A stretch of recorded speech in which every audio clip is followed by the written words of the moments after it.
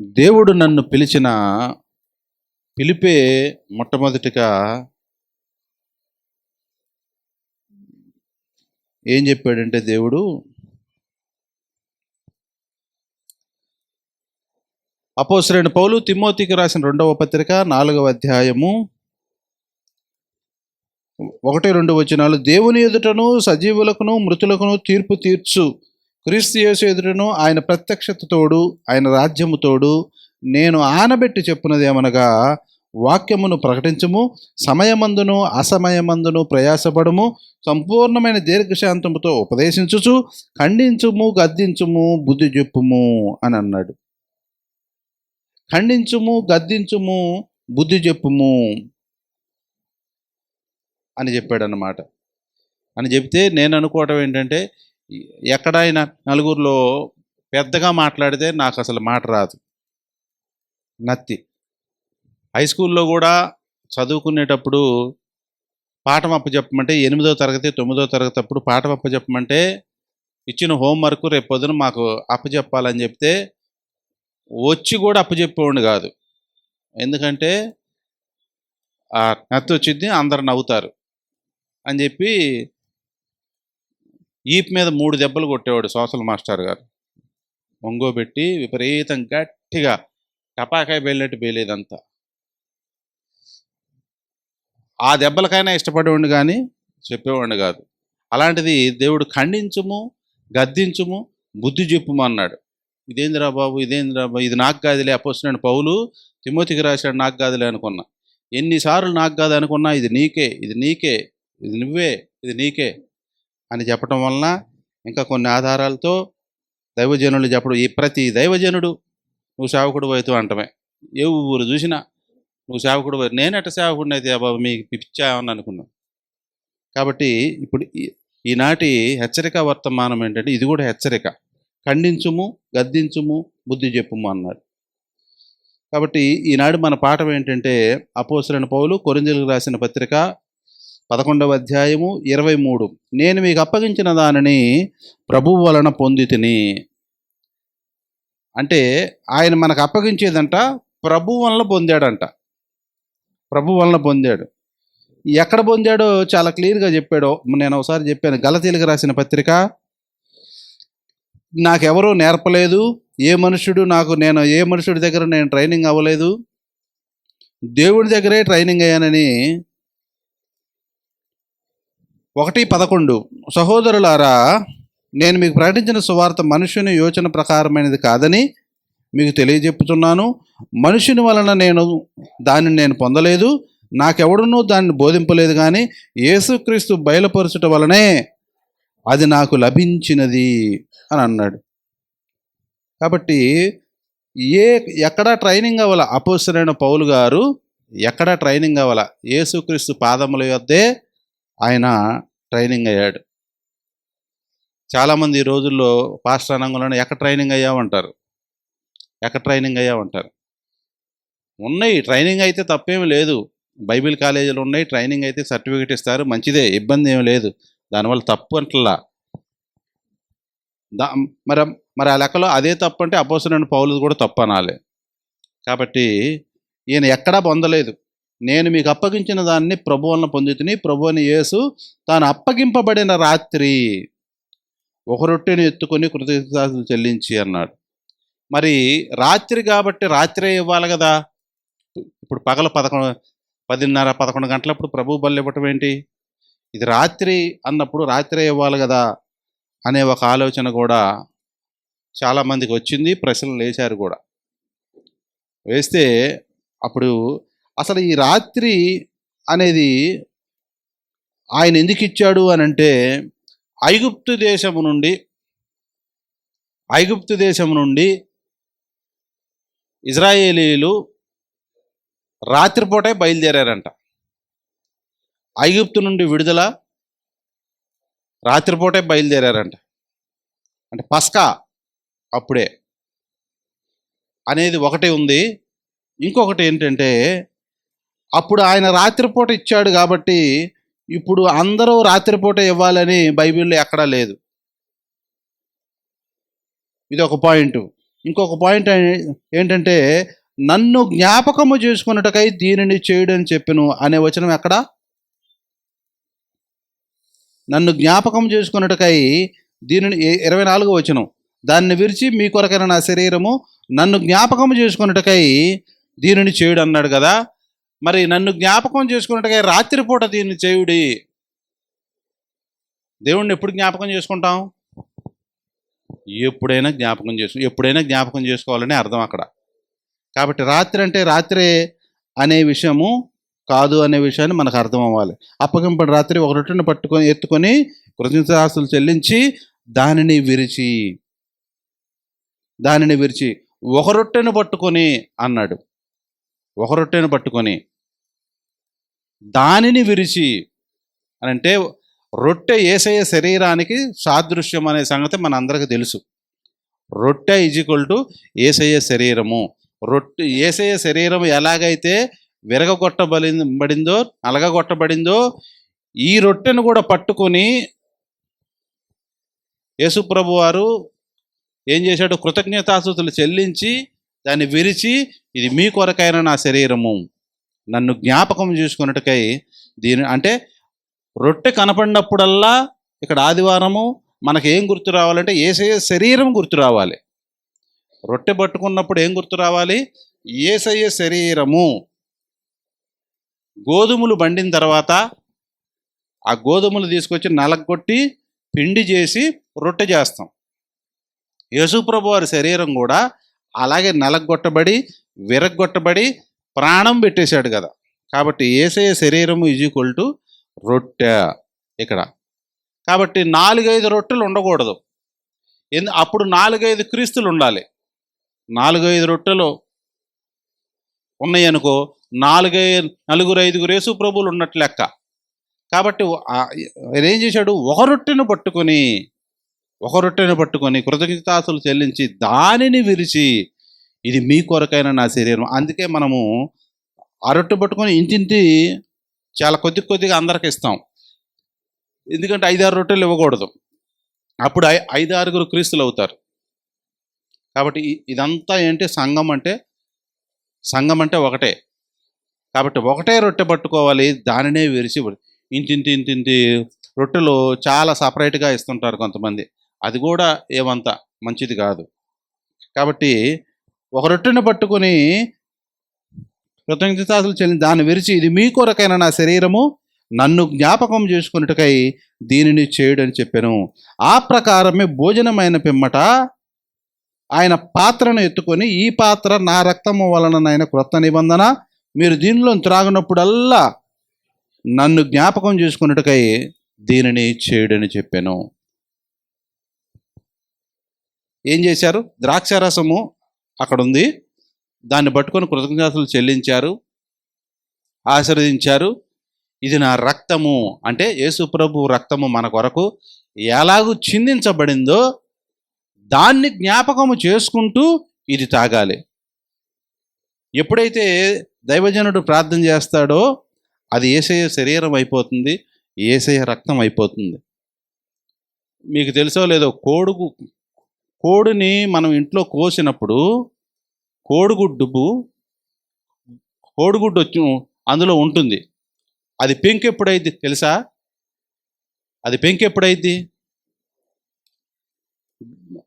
అందులో నుంచి పొర తీసిన తర్వాత గాలికి అప్పటికప్పుడే ఆరి అప్పటికప్పుడే పెంకైద్ది. అప్పుడు దాకా అది లిక్విడ్ లాగానే ఉంటుంది, ఒక ముద్దలాగా లిక్విడ్ లాగా ఉంటుంది. ఎప్పుడైతే గాలి ఆడిద్దో అది పెంకై కూర్చుంటుంది. అవునా? ఇది మన అందరికీ తెలుసు. లోపల ఉన్నంతసేపు ఒకలాంటి లిక్విడ్గా మెత్తగా ఉండిద్ది, గాలి దానికి తగిలిన తర్వాత వెంటనే పెంకవుద్ది. ఇది విచిత్రం అన్నమాట అది. అలాగే యేసయ్య శరీరము మన నోట్లోకి వెళ్ళి గొంతు దాటిన తర్వాత అది శరీరమై కూర్చుంటుంది. ఆ మొక్క ఏమైంది? శరీరమై కూర్చుంటుంది.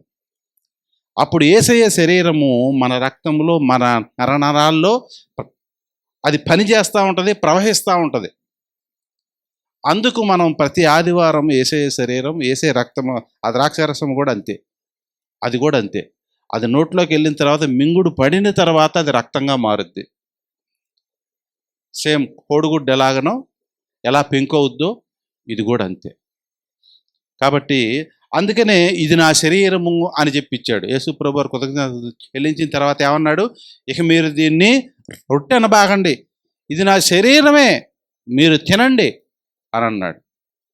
ఒకసారి ఇలాగే నా శరీరం తినండి, నా రక్తం త్రాగండి అంటే ఉన్న 70 మంది శిష్యులు ఏం చేశారు, ఏనేవరయ్యా నరమాంస భక్షకుల్లాగా ఉన్నాడు, నన్ను తినమంటున్నాడేంటి, నన్ను తిని నన్ను దాగా అంటున్నాడేంటి, ఇది కఠినమైన మాట, ఈ మాట ఎవడు వినగలడు అని ఒకరికొకరు చెప్పుకొని వారు ఆయన్ని విడిచి వెళ్ళిపోయారని బైబిల్లో లోకాసు వార్తలో ఉంది.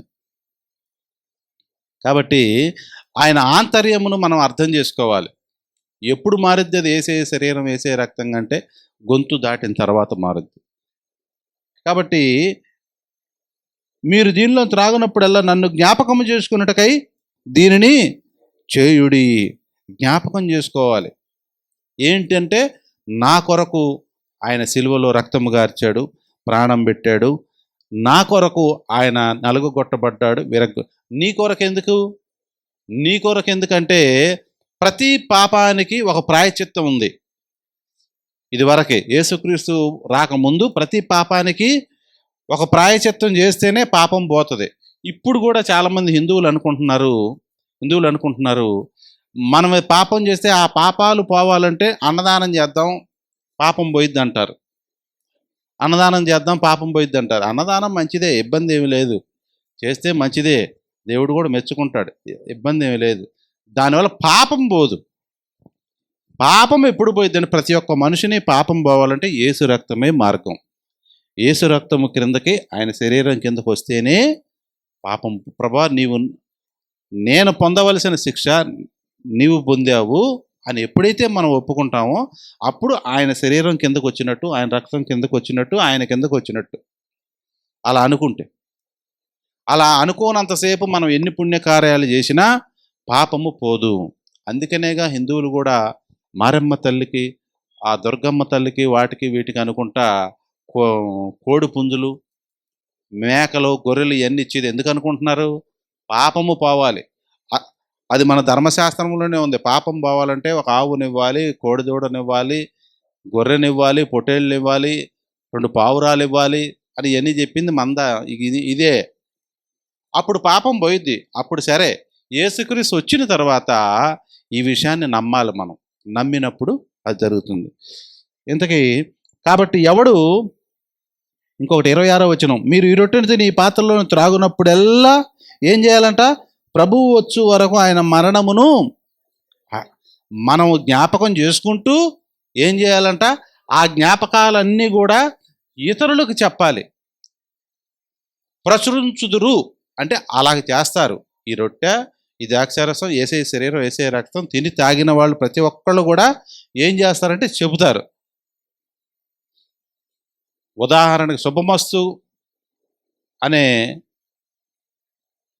శారీ షాపింగ్ మాల్లో 1000 రూపాయలకి 12 చీరలు ఇచ్చారనుకోండి, 1000 రూపాయలకి 12 చీరలు ఇచ్చారనుకోండి, అది మనం అనుభవించిన తర్వాత ఏం చెప్తాం? చెప్పకుండా ఉండవు. ఎక్కడన్నా విజయవాడలో మంచి రెస్టారెంట్లో భోజనం 40 రూపాయలే అని చెప్పారనుకో, ఇప్పుడు 160 రూపాయలు. ఇప్పుడు ప్రస్తుతానికి భోజనం 160, 170 రకరకాల, ఆడ నుంచి పైన ఉంది ఎక్కువ, 150 తక్కువ. మంచి రెస్టారెంట్లో సరిగ్గా లేవు. అలాంటిది శుభ్రం ఏసీ రెస్టారెంట్ అన్నీ బాగుండి 40 రూపాయలకే పెట్టారనుకోండి, మనం చెప్పకుండా ఉండం. అంటే అది అనుభవించాము, మేలు పొందాము, రుచిని తెలుసుకున్నాము, ఆ రుచిని చాలా బాగున్నాయి, మీరు కూడా వెళ్ళండి అని చెప్పకుండానే చెప్తాం మనం.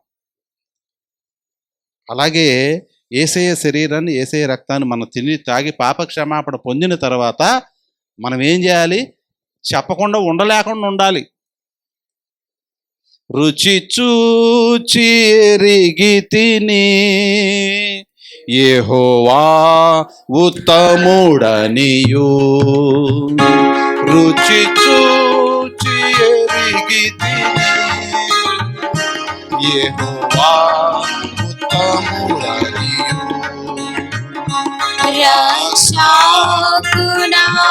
రక్షకునాశ్రయించి నే ధన్యుడనైతి. రక్షకునాశ్రయించి నే ధన్యుడనైతి. రుచి చూచి యెహోవా ఉత్తముడనియు. హల్లెలూయా. దేవునికి స్తోత్రము కలుగును గాక. హల్లెలూయా. రుచి చూచి ఎరిగితిని యెహోవా ఉత్తముడని. మన పులిహార తిన్నాం అందరం. కొద్ది పులుపు తక్కువైంది అనిపించింది. నిమ్మకాయలు సరిపోలేదనుకుంటా, పులుపు తక్కువైంది అనిపించింది. కాబట్టి రుచి మనకు అర్థమైపోద్ది. మనం చెప్పట్లేదు, ఈ విషయాన్ని చెప్పట్లేదంటే రుచి లేదు. ఒక రెస్టారెంట్కి వెళ్ళాము, ఏం బాగలేదు, చెప్పం అసలు. అవును, చెప్తామా? అసలు చెప్పం. మనం చెబితే మళ్ళీ మనకే అవమానం వచ్చింది. ఏంటో తెలుసా? ఊరి తిక్కలోడా, ఆ రెస్టారెంట్కి వెళ్ళావా, అదేందిరా అట్లాంటి దానికి వెళ్ళావు, అక్కడేం బాగోదు అని మనల్నే అంటారని మనం కామ్గా దొంగకు తేలు కుట్టినట్టుగా. దొంగకు తేలు కుడితే ఏం చేస్తాడు? అక్షిత ఏం చేస్తాడు? అరిస్తే ఏమైద్ది? కాబట్టి మనం చెప్పం. ఇప్పుడు కూడా అదే పరిస్థితిలో ఉన్నామేమో. పరిశీలన చేసుకోవాలి. రుచి చూసావా? రుచి మరగల. రుచి మరిగిన వాళ్ళు ఎవరు? ఆగరు. రుచి చూసావా? రుచి బాగుందా? మరి బాగుంటే చెప్పాలి. రుచి చూచి ఎరిగితిని యెహోవా ఉత్తముడని భక్తుడు పాట రాశాడు. అందుకనే ఇక్కడ అసలు ప్రచురించాలి అనలేదు. ఏమన్నాడు? అసలు ప్రచురించేస్తారన్నాడు.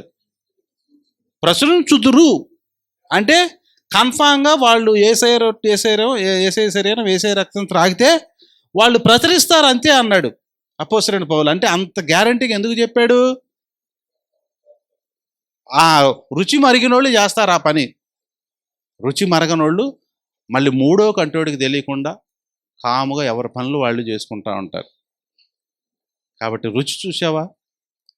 రుచి మరిగావా? ఉత్తముడని, పాపాలు క్షమిస్తాడని నువ్వు పరలోకానికి వెళ్తున్నావు. మరి నీ పక్కన ఏం చేస్తున్నావు?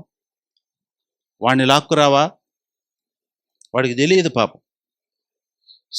ఉపమస్తు షాపింగ్ మాల్లో 1000కి 12 చీరలు ఇస్తారని తెలియదు. చెబితే వెళ్తాడు. కాబట్టి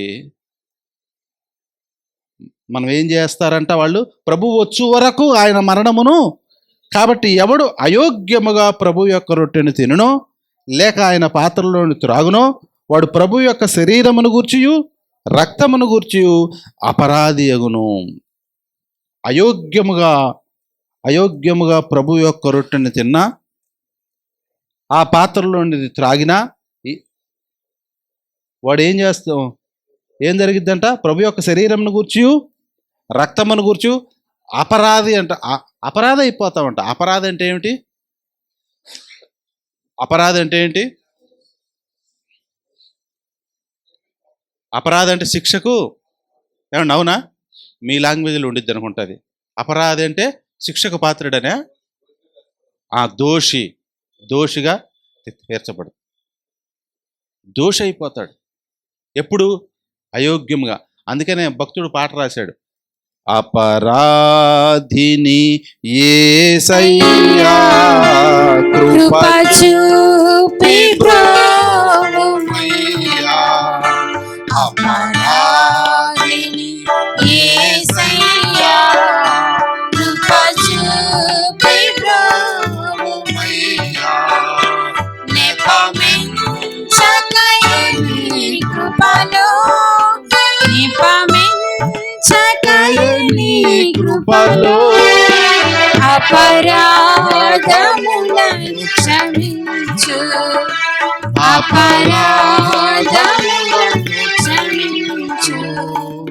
అపరాధిని యేసయ్యా చూపెదా.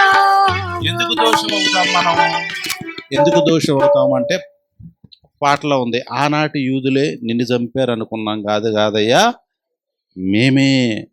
మేమే ఒక తప్పు చేస్తున్నామంటే అపరాధి అవుతుంది. అపరాధి అంటే ఆనాటి యూదులతో సమానం. నువ్వు ఒకటే. ఆనాటి యూదులు కత్తిపెట్టి పడవటం, ఉమ్మేయటం, నీవు ఒకటే. నువ్వు తప్పు చేసినా అప్పుడు వాడు తప్పు చేశాడు, ఇద్దరు ఒకటే, అప్పుడు అపరాధులే. అందుకనే వాళ్ళు ఏమన్నారు, పిలాతు ఏమన్నాడు, కొట్టేసి వదిలేద్దాం 4 దెబ్బలు 30 దెబ్బలు అని అంటే, లేదు ఆ అపరాధం అంతా మా మీద, మా పిల్లల మీద వచ్చేది, అలా ఏం చేయబాకండి అన్న కోరి తెచ్చుకున్నారు. ఆ అపరాధం పోవాలంటే ఇప్పుడు మనం యేసుక్రీస్తు రక్తాన్ని ఆశ్రయించటమే మార్గం. కాబట్టి అయోగ్యముగా అని అంటే అర్థం ఏంటంటే అపరాధి. ఇంకోటి, శిక్షావిధి కలుగుటకే తిని తాగుతున్నామన్నాడు. అయోగ్యముగా పాల్పంపులు పొందితే ఏం జరిగిద్దంట? శిక్షావిధి. ఎన్నో వచనం అది? 29. ప్రభు శరీరమని వివేచింపక తిని త్రాగువాడు తనకు శిక్షావిధి కలుగుటకే తిని త్రాగుచున్నాడు. తిని తాగేది ఎందుకంట? శిక్షావిధి కలగటానికే తిని తాగుతున్నామంట. ఎప్పుడు అయోగ్యముగా అంటే అర్థం ఏంటంటే దేవునికి విరోధంగా, దేవుడు చెప్పిన పని చేయకుండా, దేవునికి ఇష్టమైన పని చేయకుండా ఏది చేసినా అది అయోగ్యమే. ఏది చేసినా సరే దేవునికి ఇష్టం కాని పని ఏది చేసినా అది అయోగ్యమే. ఎప్పుడైతే అయోగ్యముగా మనము పాల్పంపులు పొందుతామో అప్పుడు ఏం జరిగిద్దంట? శిక్షావిధి కలిగిద్దంట. ఇంకొకటి ఏం జరిగిద్దంట? ఇందువలననే మీలో అనేకులు ఏమైపోతున్నారంట? అనేకులు బలహీనులు అయిపోతున్నారు, రోగం వస్తుందంట. చాలామంది చనిపోతారంట, శారీరకంగా చనిపోతారు, ఆత్మీయ జీవితంలో ఇక వాళ్ళ మనస్సాక్షి పనిచేయదు, దాన్ని కూడా చనిపోవటం అంటారు. మనస్సాక్షి పని చేయకపోతే అది చనిపోవటమే. ఎందుకంటే చచ్చిపోయినోడిని గట్టికి కొడితే ఒక చురుకు ఉండదు, ఏముండదు, స్పందన ఉండదు. ఏయ్ నన్ను ఎందుకు కొట్టావు అని చెప్పి మళ్ళీ అట్టుండడు, వాడు కోపం రాదు. కాబట్టి అనేకులు రోగులైపోతున్నారు. రోగం అంటే ఏంటి? అనారోగ్యం. మన ఒంటిలో సక్రమంగా పనిచేసే అన్ని అవయవాలు ఏమైపోతున్నాయి? ఏదో ఒకటి పని చేయకపోవటం, దాన్ని రోగం వచ్చింది అంటారు. ఏమొచ్చింది? రోగం ఎందుకు వచ్చింది రోగం? అయోగ్యముగా. నువ్వు బ్రహ్మాండంగా ఉన్న మనిషికి నీకు రోగం ఎందుకు వచ్చింది? అయోగ్యముగా పాలుపంపులు పొందుతున్నావు, అయోగ్యముగా ఆయన శరీరం తిని ఆయన రక్తం త్రాగుతున్నావు. యేసయ్య శరీరం పట్టుకొని తింటే అయోగ్యముగా ఉన్న వాడికేమో రోగం వచ్చింది, బలహీనం అయిపోతారు, చచ్చిపోతారు. అదే రొట్టె నీ పక్కనోడికి యోగ్యంగా తిన్నాడు అనుకో, వాడికి ఏం వచ్చింది తెలుసా? వాడికి శక్తి వచ్చింది. అదేంది ఇది? ఏదది రొట్టేదమ్మా? బాక్స్ ఏది? టిఫిన్ బాక్స్ ఏది? అక్కడ ఉందా?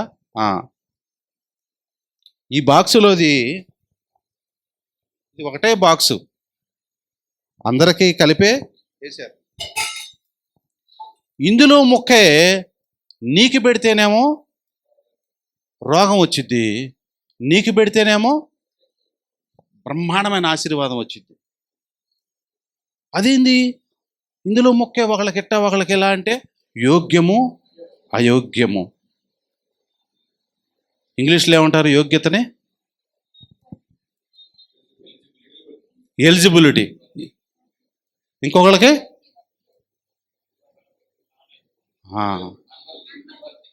అన్వర్త్. ఒకడికేమో మేలు జరుగుతుంది ఇదే శరీరము, ఇంకొకడికేమో అనారోగ్యం వస్తుంది. కాబట్టి ఇప్పటికైనా అర్థమవుతుందా నీకెందుకు అనారోగ్యం వచ్చింది, నీకెందుకు జబ్బు వస్తుంది, నీకెందుకు బలహీనమైపోతున్నావు? అసలు చచ్చిపోయే స్టేజ్కి ఎందుకు వస్తున్నావు? బలహీనులైపోతున్నావు, రోగులైపోతున్నావు, చచ్చిపోయే స్టేజ్లోకి వెళ్ళిపోతున్నారు. చచ్చిపోయారంట అనేకులు, బలహీనులు రోగులై ఉన్నారు, చాలామంది నిద్రించుచున్నారు. ఓ అంత ఇబ్బంది. ఇదే రొట్టె, ఈ ఒకటే దాంట్లో, ఒకే మొక్కలో, ఒకే రొట్టెలో ఒకళ్ళకి ఆశీర్వాదము, ఒకళ్ళకి శాపము. అంత ప్రమాదం ఉంది. అదే కదా యేసుక్రీస్తు 12 మందికి శిష్యులకు అప్పచెప్పి అవి ఇచ్చినప్పుడు ఒకడికేమో సాతాను ప్రవేశించాడు. అదే మొక్క పుచ్చుకొనగానే సాతాను ప్రవేశించెను. మిగతా 11 మందికి దేవుని జీవము ప్రవేశించెను, దేవుని ఆశీర్వాదము ప్రవేశించెను, దేవునికి ఉన్న పునరుద్ధాన శక్తి ప్రవేశించెను. కాబట్టి ఇది ఆటలు కాదు. నీకు నువ్వే బలహీనతలు తెచ్చుకుంటున్నావు, నీకు నువ్వే రోగువైపోతున్నావు, నీకు నువ్వే చనిపోయే స్టేజీకి వెళ్ళిపోతున్నావు. కాబట్టి ఇది ఆషామాషే కాదు, అనాలోచితంగా వచ్చి తీసుకునేది కాదు, ఒక క్రమంగా ఆదివారం తీసుకోవాలని వచ్చేది కాదు. జాగ్రత్త తీసుకునేటప్పుడు భయపడాలి. నేను బైబిల్ చదువుకుని పొద్దున్న లేసి 5 గంటలకు లేచి బైబిల్ చదువుకునేటప్పుడు బాత్రూమ్కి వెళ్ళి మొహం కడుక్కొని తల దువ్వుకొని చక్కగా కూర్చొని బైబిల్ చదువుకుంటా. అంత భయం. ఈ మందిరం లోపలికి వచ్చేటప్పుడు కూడా భయంగా రావటమే లోపలికి. ఇది కట్టిన దగ్గర నుంచి ఎంతమంది అంటే ఇష్టానుసారంగా వచ్చాం. ఎన్ని చేసిన దగ్గర నుంచి నేను ఎప్పుడు అక్కడనే రావాలన్నా భయంగా రావటమే. అంత భయం ఉండాలి. దేవుని శరీరం అన్నా, దేవుని మందిరం అన్నా, దేవుడన్నా అంత భయం అంత వణుక్కుంటూ ఇదివరకు అతి పరిశుద్ధ స్థలానికి ఎట్లా వెళ్ళేవాళ్ళు? అతి పరిశుద్ధ స్థలము, ఆవరణము, పరిశుద్ధ స్థలము, అతి పరిశుద్ధ స్థలము. అతి పరిశుద్ధ స్థలానికి వెళ్ళేటప్పుడు ఎలా వెళ్ళేవాళ్ళు? తాడు కట్టి భయంగా టాటా చెప్పకుండా మళ్ళీ వస్తున్నావు రాను, ఎందుకైనా మంచిది అబ్బాయి, ఒకసారి మా భార్య బిడ్డలు అందరం చూసుకొని ముందే ఈరోజు నా వంతు అతి పరిశుద్ధ స్థలంలోకి వెళ్ళాల్సిన వంతు నాదే అని ఇంటికాడ చెప్పుకొని, చాలామంది బైక్ స్పీడ్ తోలుతుంటే అంటారు, ఏరా ఇంటికాడ చెప్పొచ్చావా అని అంటారు. అలాగే యాజకుడు అతి పరిశుద్ధ స్థలంలోకి వెళ్ళేటప్పుడు ఏం చేయాలి? ఇంటిగా టాటా చెప్పొచ్చాడు.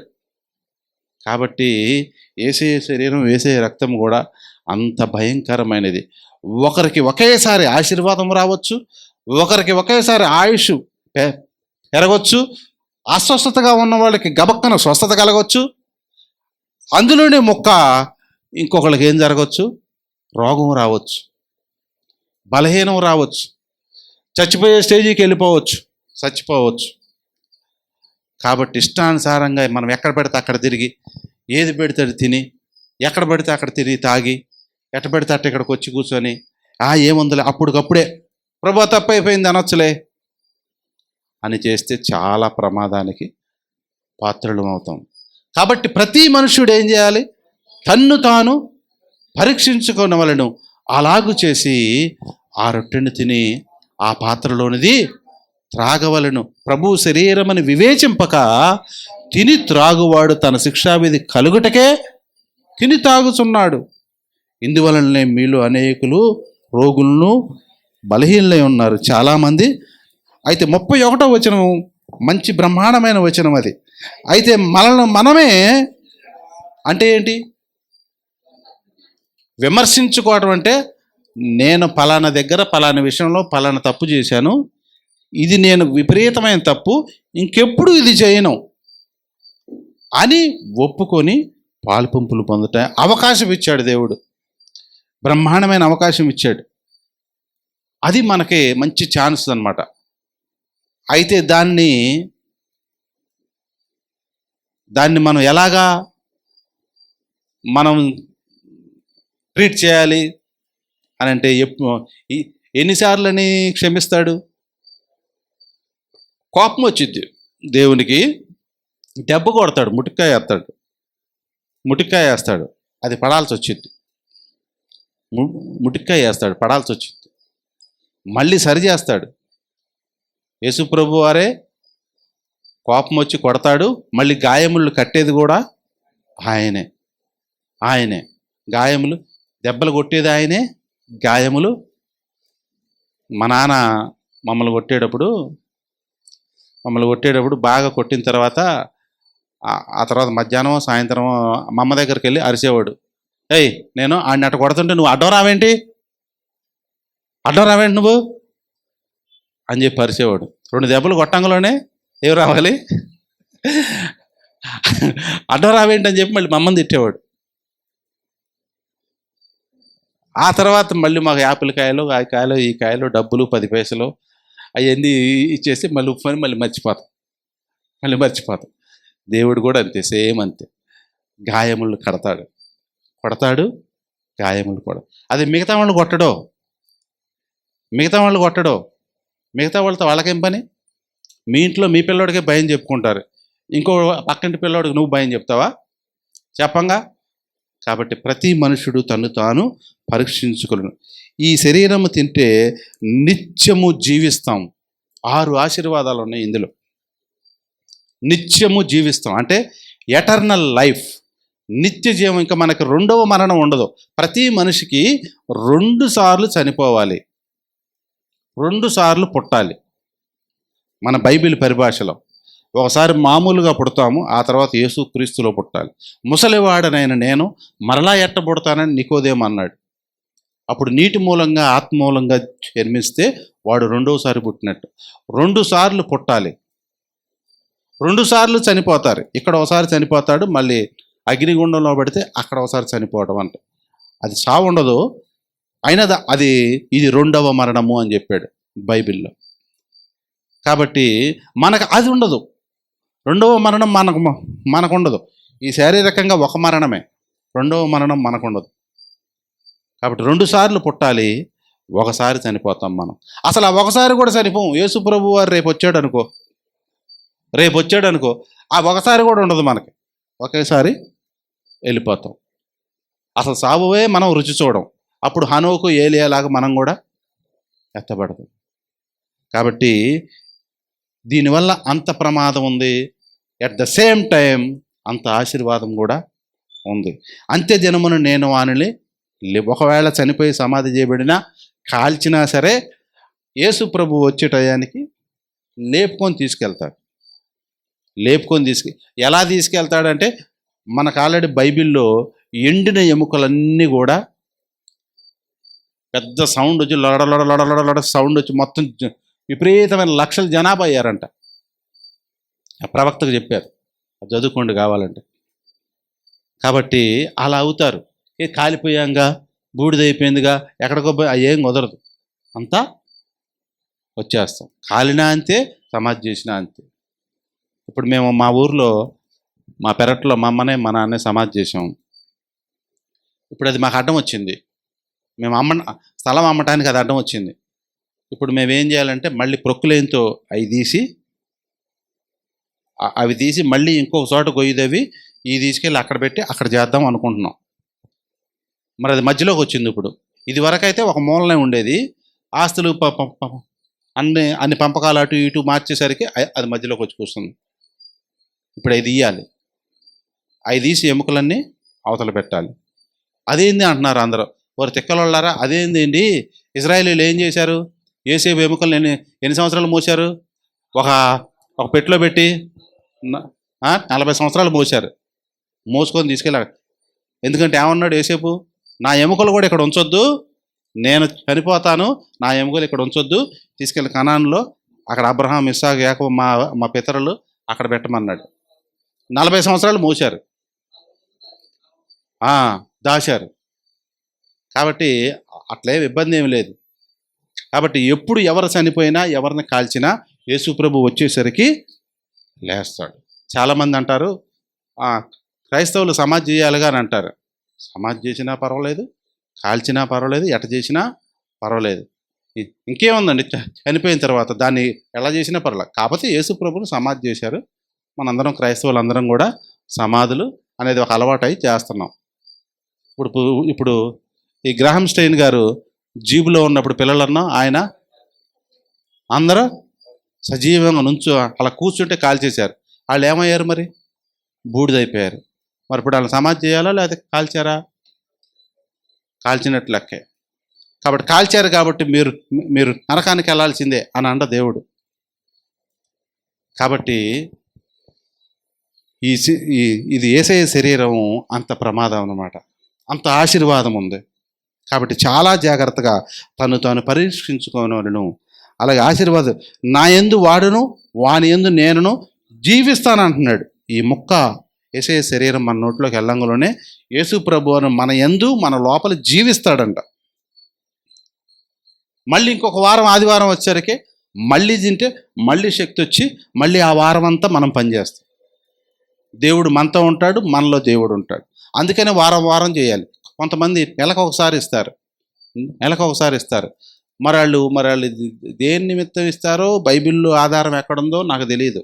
నేను బైబిల్ ఇన్నిసార్లు చదువుతుంటున్నాను కానీ నాకు మరి నెలకు ఒకసారి ఇవ్వాలని చెప్పి బైబిల్ ఎక్కడ లేదు.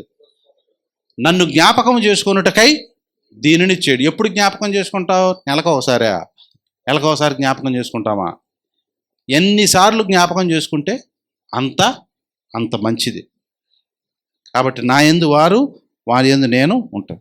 నన్ను తినువాడు నా మూలంగా జీవించును. ఏం చేస్తాడంట? నన్ను తినువాడు నా మూలంగా జీవిస్తాడంట. అంతేకాదు ఈ లోకంలో బ్రహ్మాండమైన సాక్షిగా ఉంటాడు. అంటే ఒక తెలుగుదేశానికి కార్యకర్తగా ఎలా ఉంటాడో, కార్యకర్తలు ఎలా ఉంటారు అలా పని చేస్తారంట. అంత చక్కగా పనిచేస్తారు. అంతేకాదు ఇంకోటి, క్రమం తప్పకుండా మనం స్నానం చేసినట్టు లెక్క అన్నమాట. స్నానం చేసినట్టు అనమాట. ప్రతి ఆదివారము ప్రభు బల తింటే మనల్ని మనం కడుక్కున్నట్టు లెక్క అనమాట. కాబట్టి ప్రతి మనుషుడు తాను పరీక్షించుకొని వెళ్ళడం, అలాగే చేసి ఆ రొట్టెను తిని ఇది ఎప్పుడు చేయాలనేది ఇక్కడ చెప్పటమే కాదు, అపోస్తల కార్యాలు 2వ అధ్యాయము 42వ వచనంలో కూడా ఏమనుందంటే 4 పోల్స్ ఉన్నాయి అక్కడ. అపోస్తల బోధ యందును, సహవాసం అందును, రొట్టె విరచట యందును, ప్రార్థన చేయట యందును ఎడతెగక ఉండురి. ఎడతెగక జరగాల్సిన కార్యక్రమం అంటే ఇది. బోధ ఎప్పుడు జరగాలి, సహవాసం ఎప్పుడు ఉండాలి, రొట్టె విరచట అనే కార్యక్రమం ఎడతెగక ఉండాలి, ప్రార్థన చేయటం అనేది ఎడతెగక ఉండాలి. కాబట్టి ఎప్పుడు మనం దీన్ని చేస్తూనే ఉండాలి. ఇది ఒక ఆజ్ఞ కూడా.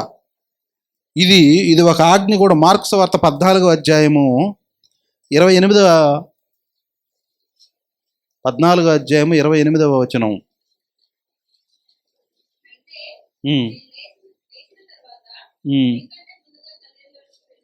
అదేనా? మార్కు 14:28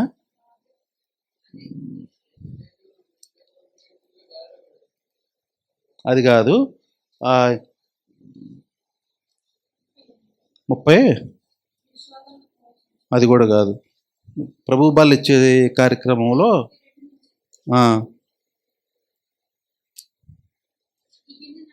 అది కాదు, రొట్టె ద్రాక్షారసం ఇచ్చే సందర్భం. రొట్టె ద్రాక్షారసం ఇచ్చే సందర్భం అది.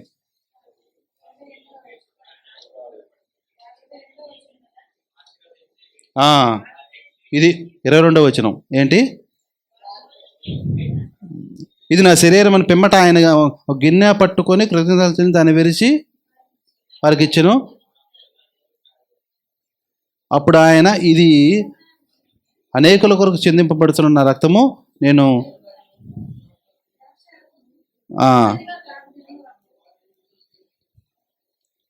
ఇంకొక సువార్తలో ఏముందంటే మీరు దీనిని తినుడి అని ఉంది. అంటే అది ఒక ఆజ్ఞ కూడా.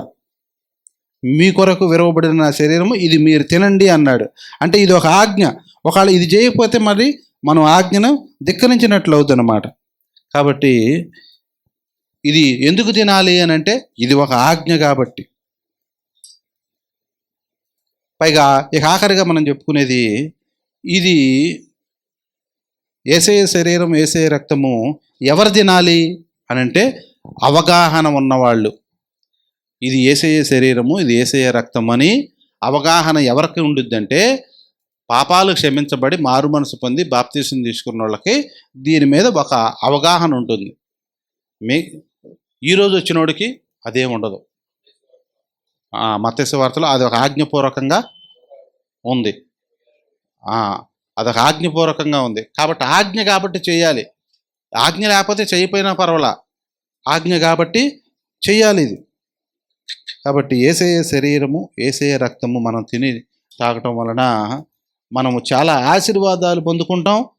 అలాగే అయోగ్యంగా ఉంటే అదే సమయంలో అనేకులు రోగులు బలహీనులు చాలామంది నిద్రిస్తున్నారు. అయితే మనల్ని మనమే విమర్శించుకునేలా తీర్పు పొందక పోదుము.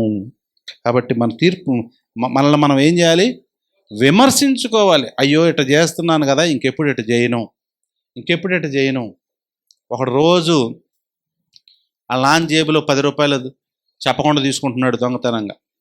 ఒకరోజు తీసుకున్నాడు, 2 రోజులు తీసుకున్నాడు, 3 రోజులు తీసుకున్నాడు. ఎరా ఏంట్రా ఇంకెప్పుడు చేయబాకరా అంటే సరే అంటున్నాడు, మళ్ళీ తీసుకుంటున్నాడు. కోపం వచ్చింది కొట్టాడు.